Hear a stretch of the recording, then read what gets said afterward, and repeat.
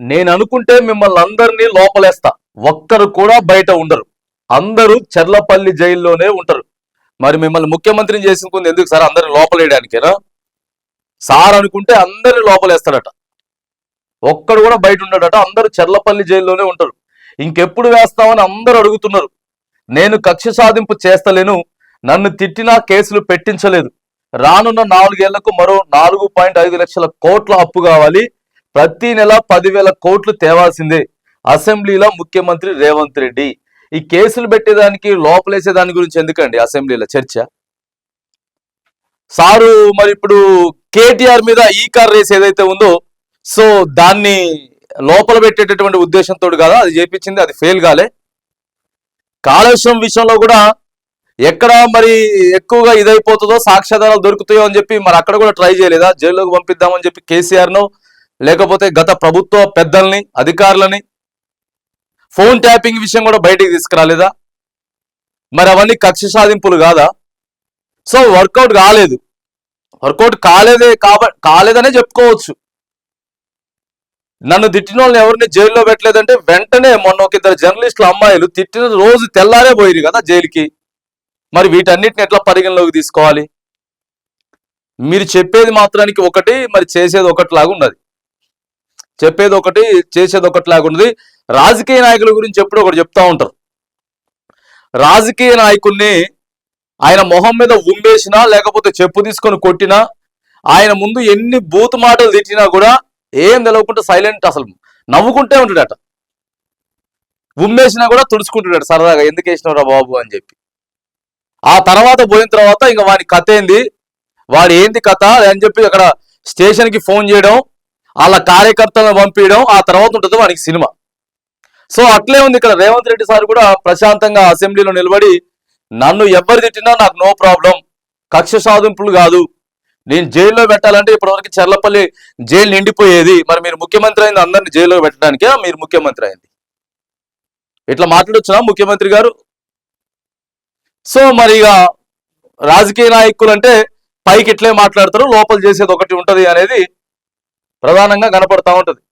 ముఖ్యమంత్రికి ఉన్న విశిష్టమైన అధికారాలతో నేను తలుచుకుంటే బీఆర్ఎస్ వాళ్ళను లోపల వేసేవాడనని, ఒక్కరు కూడా బయట ఉండేవాళ్ళు కాదని, చెర్లపల్లి జైల్లో లేక చెంచల్గూడ జైల్లోనే ఉంటారని సీఎం రేవంత్ రెడ్డి అన్నారు. కరెక్ట్ సాక్ష్యాధారాలు దొరకతలేదు మీకు, పంపించడానికి మీరు సిద్ధంగా ఉన్నట్టున్నారు కానీ సార్ కరెక్ట్గా సాక్ష్యాధారాలు దొరుకుతలేవు. దొరికితే కంపల్సరీ పంపిస్తారు. లేకపోతే ఇప్పుడు ఎట్లున్నది అంటే బీఆర్ఎస్ వాళ్ళని జైల్లో పెడితే మాత్రానికి వాళ్ళకే ఇంకొంచెం పెచ్చింగ్ అయ్యేటటువంటి అవకాశం ఉన్నది. ఇప్పటికే వ్యతిరేకత ఎక్కువ ఉన్నది ప్రభుత్వం మీద, పథకాలు సరిగా చక్కగా ఇయ్యట్లేరు అని. సో మరిగా అది కూడా కొద్దిగా ఆలోచిస్తానంటున్నారు. అసెంబ్లీ సమావేశాల్లో మాట్లాడుతూ నన్ను అందరూ అడుగుతున్నారని, ఇంకెన్ని రోజులు వాళ్ళని బయట ఉంచుతారని, లోపల వేయమని అంటున్నారని తెలిపారు. వాము ఎంతమంది అడిగినరు, అందరు అడుగుతారట సార్ని, బీఆర్ఎస్ అందరినీ జైలు లేండి సార్ అని చెప్పి అంటున్నారట. మరి ఫోన్ చేసి అడుగుతారా, లేకపోతే మెసేజ్ పెడతారా సార్కి, లేకపోతే డైరెక్ట్గా సార్ తోటి వచ్చి కూర్చొని అడుగుతారా తెలియదు. మరి నన్ను తిట్టినా కూడా ఎవ్వరి మీద అక్రమ కేసులు పెట్టించలేదని, నన్ను తిట్టిన వాళ్ళ చెంపలు పగలగొట్టే శక్తి ఉన్నా ఊరుకున్నానని చెప్పారు. మొన్న కాదా మీరు చెప్పింది, ఒక్కొక్కరిని బట్టలు ఊడదీసి కొడతా, ఒక్కొక్కరిని మొత్తం చట్టపరంగా చర్యలు తీసుకుంటా అని చెప్పి మొన్ననే కదా సార్ చెప్పింది. ఇదే అసెంబ్లీ సమావేశాల్లో చెప్పారు కదా. నా రక్తం మరుగుతుంది, ముఖ్యమంత్రిని అయితే చూసుకొని కూసా వల్ల ఒక్కొక్కరిని పండబెట్టి తొక్కుతా, బట్టలు ఊడదీసి గుడ్డలు ఊడదీసి కొడతా, ఒక్కొక్కరి సంగతి ఇప్పటి నుంచి చూస్తా అని చెప్పి మొన్ననే అంటిరి. మళ్ళీ ఇవాళేమో నన్ను తిట్టిన వాళ్ళని ఎవరిని కూడా, నన్ను తిట్టినా వాళ్ళ చెంపలు పగలగొట్టే శక్తి ఉన్నా ఊరుకుంటున్నానని చెప్పి ద్వంద్వ వైఖరి కనపడతా ఉంది ముఖ్యమంత్రి గారి దగ్గర, ద్వంద్వ వైఖరి. కక్ష సాధింపు చర్యలు చేయాలని అనుకుంటే అందరినీ జైల్లో వేసేవాడని తెలిపారు. డ్రోన్ ఎగరవేసినందుకు 500 ఫైన్ వేయాలి, కానీ నన్ను అరెస్ట్ చేసి జైల్లో పెట్టారని అన్నారు. చెర్లపల్లి జైలుకు పంపి నక్సలైట్లు, తీవ్రవాదులు ఉండే డిటెన్షన్ సెల్లో 16 రోజులు వేశారని అన్నారు. సెల్లో చిన్న బాత్రూమ్ లో కూర్చుంటే బయటికి కనిపించేలాగా ఉంటుందని, కావాలంటే ఎమ్మెల్యేలను, మంత్రులను తీసుకెళ్లి చూపిస్తానని తెలిపారు. ఒక్కరోజు రాత్రి కూడా నిద్రపోలేదన్నారు. ఆ కోపాన్ని దిగమింగుకొని పనిచేస్తున్నానని రేవంత్ రెడ్డి అన్నారు. నెలకు 10,000 కోట్ల అప్పు చేయాల్సిన పరిస్థితి ఉందని అన్నారు. 15 నెలల్లోనే 1,53,000 కోట్ల అప్పు తీసుకొచ్చామని, రాబోయే 4 నెలల్లో మరో 4,50,000 కోట్లు అప్పు చేస్తామని చెప్పేసి చెప్తా ఉన్నారు. ఇక ఇంచుమించుగా ప్రతి నెల 10,000 కోట్లు అప్పు తీసుకురావాల్సిందే ప్రభుత్వ ఉద్యోగులకు. కానీ ఇవన్నీ ముఖ్యమంత్రి గారు చెప్తున్న లెక్క కరెక్టే, కానీ ఏం చెప్తారంటే మిత్తికి ఎక్కువ అవుతున్నాయని చెప్తారు. మళ్ళీ ఈ 10,000 కోట్లలో గత ప్రభుత్వం చేసిన మిత్తిలకు ఎక్కువ అవుతున్నాయని చెప్తారు. సో కాగ్ ఒక రిపోర్ట్ కూడా ఇచ్చింది. రీసెంట్ గానే నిన్ననే కాగ్ రిపోర్ట్ కూడా ఇచ్చింది. తెలంగాణ అప్పులు 4,03,664 కోట్లే.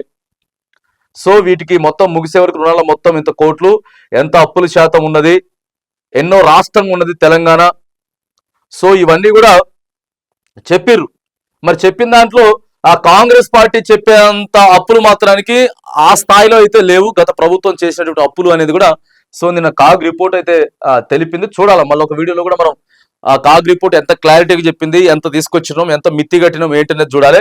సో ఏదేమైనా కానీ రేవంత్ రెడ్డి గారు నిన్న నేను దలుచుకుంటే అందరినీ జైల్లో వేస్తా, లోపలేస్తా, తీర్చుకుంటా, కక్ష సాధింపులకు పోతా, కానీ నాకు ఏమి అవసరం లేదు అని చెప్పి మరి ఇట్లాంటి విషయాల మీదనే, కేసుల మీదనే, జైళ్ళ మీదనే, వీటన్నిటి మీద కక్ష సాధింపుల మీదనే ద్వంద్వ వైఖరి. సారు ఒక మాట మీద కాకుండా రీసెంట్ గా మన అసెంబ్లీలో అందరూ చూసారు, తెలంగాణ సమాజం మొత్తం చూసింది జర్నలిస్టుల గురించి ఎట్లా మాట్లాడిండ్రు. సో ఇవన్నీ కూడా మళ్ళీ ఇవాళేమో నన్ను ఎవరు తిట్టినా కూడా సో నేనేమి పట్టించుకోను అని చెప్పి రేవంత్ రెడ్డి గారి ద్వంద్వ వైఖరి ఇక్కడ కనబడతా ఉంది.